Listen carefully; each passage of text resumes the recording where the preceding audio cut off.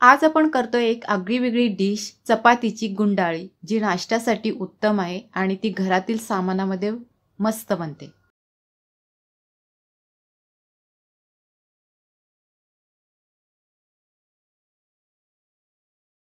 त्यासाठी वाटीमध्ये घेते 2 चमचे शेंगदाण्याचं कूट, गूळ पावडर 1 चमचा, लाल मिरची पावडर थोडीशी, हळद पाव चमचा, 1 चमचा चिंचेचा कोळ, 1 चमचा तेल किंवा पाणी घेतलं तरी चालेल.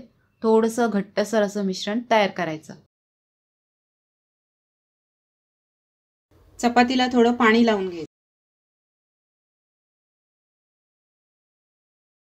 आता ताजी किंवा शिळी चपाती असेल तर ती घ्यायची, त्यावरती हे मिश्रण लावायचं. अशा प्रकारे 2 चपात्याने हे मिश्रण लावून घ्यायचं.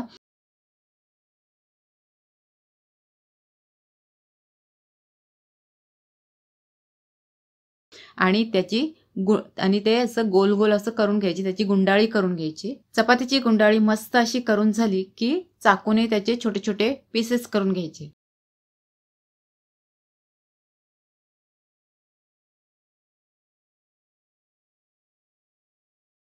तव्यावरती फक्त नावापुरतं तेल टाकायचं आणि तेलावरती ह्या चपातीच्या ज्या गुंडाळ आहेत ते दोन्ही साईडनी फ्राय करून घ्यायचं. गॅस एकदम कमी ठेवायचा.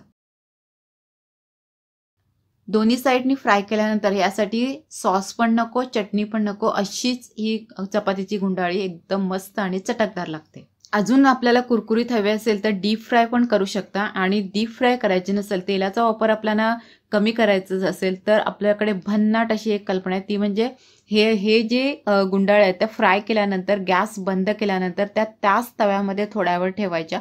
म्हणजे त्याच्यामध्ये अजून खुसखुशीत आणि कुरकुरीतपणा येतो आणि ते अजून छान लागतात. म्हणजे ते एवढ्या छान लागतात की आपल्याला असं वाटतं की आपण घरी नाही बनवलेला हा पदार्थ, आपण बाहेरून हॉटेलमधून वगैरे मागवला, असं स्पेशल असा पदार्थ बनतो आणि सर्वांना आवडतो. अशीच चपातीची गुंडाळी आम्हाला लहानपणी आजी द्यायची, पण त्याच्यावरती फक्त आणि फक्त मीठ आणि मसाल्याचा लेअर असायचा. पण ती ही चपाती आम्हाला खूप छान लागायची.